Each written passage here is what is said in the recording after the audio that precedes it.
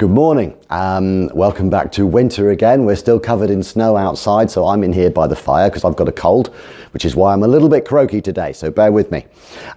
Today's Ask Phil is about a subject that none of us like to deal with very much, dirty bottoms and chickens, which is something that's called Vent Gleet. Vent because it's to do with the vent, and gleet because gleet is a very old Middle English word for viscous and sticky. So needless to say, it's a viscous and sticky bottom on your chicken. The proper name for this is actually Cloacitis, which is a non-specific inflammation of the cloaca, which is the apparatus inside the chicken's vent, which is a three-chambered thingy that handles what comes from the front bottom, the back bottom, and the oviduct.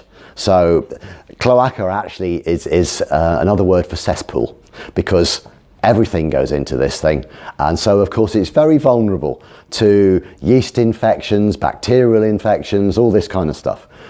So generally speaking, if your chicken's got a nasty, sticky, pasty bottom, it's a bacterial infection of the cloaca.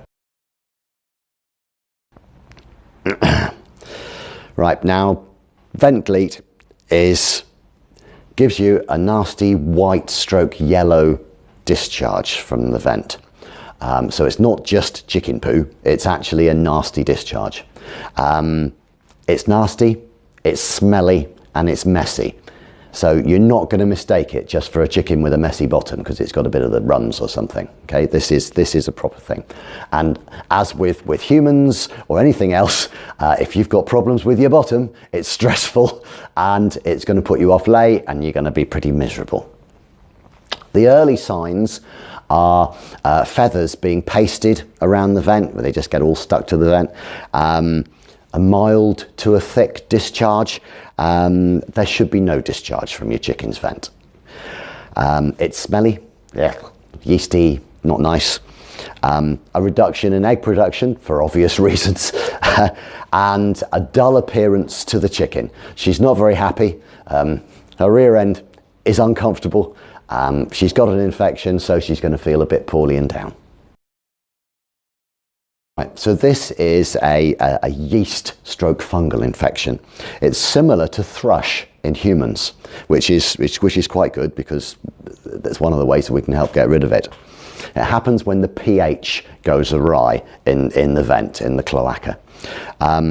So ideally, if you think that your hen has got this, a vet test would be a good thing because they'll be able to tell whether it's bacterial or whatever. Normally it is bacterial or yeast, so a vet test would be a good thing. The causes of Vent Gleet, are mouldy or spoiled food. So another good reason to keep your food fresh and in a nice dry bin.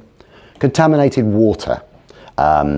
Chickens or ducks pooing in the water and this sort of thing, or if you get an algal bloom in the water, so it's where it suddenly in the summer goes bright green, you know, and that can alter the pH hugely.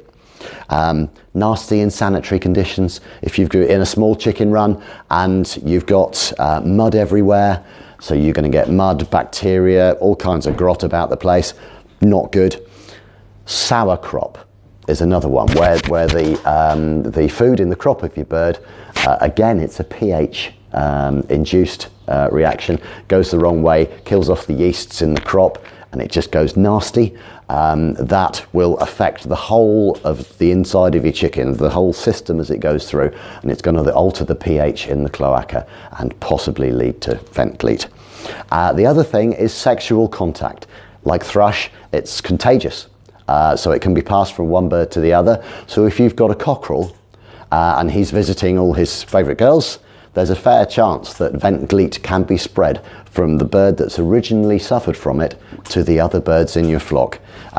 If one of them or two of them don't get it, it's because the cockerel's not visiting them.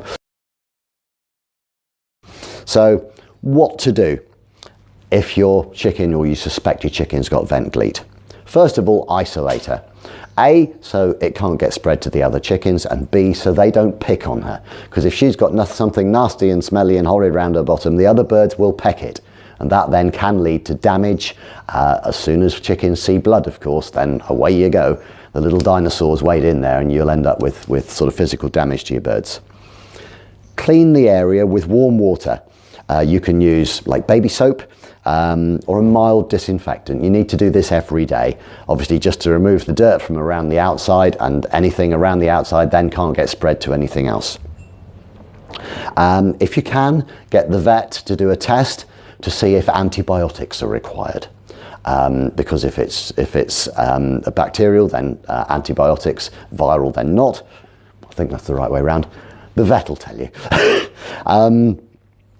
You want to give apple cider vinegar plus garlic in the water.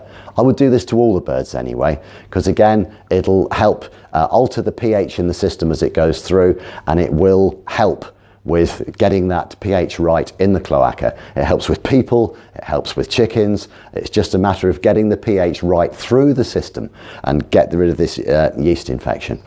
The other thing is to give them live yogurt or probiotics daily for a week, and then about once a week after that until everything's cleared up. It'll help counterbalance the correct bacterial balance within the bird, and hopefully get the right bacteria going to keep everything in good order. So just to sort of a quick resume, how to prevent this happening. Fresh feed. Keep your feed fresh, within date. Make sure it's not musty or mite infested or anything like that. Not too many treats. So to keep the natural feed balance through the chicken right. If you get lots of cabbage and all this sort of stuff, it's astringent, and so it can affect the balance within the bird. So your feed should really be 90% layers pellets, and then a bit of a scratch feed and the occasional treat, not treats and then a bit of pellets. And keep the area clean. So if your runs are muddy, put some wood chip down or something like that. Try and keep the area clean so it's not a bacterial pool for the birds to live in. And that pretty much covers Vent Gleet. So if I can come up with any other medieval diseases, we'll give them a go as well. So thank you very much for listening. Bye-bye. If you've got any questions for Ask Phill, please email in to info@flightsofancy.co.uk. That's flight with a Y. Or you can go on to our Facebook channel, Flight So Fancy Facebook channel, or our YouTube video channel, where all the Ask Phill questions are, and loads more videos from Flight So Fancy. If you're interested in any products that have been featured on our videos, please have a look on our website, which is www.flightsofancy, again with a y.co.uk, and there's lots and lots of information, lots of products, and loads and loads and loads of chicken knowledge that's been garnered over the years.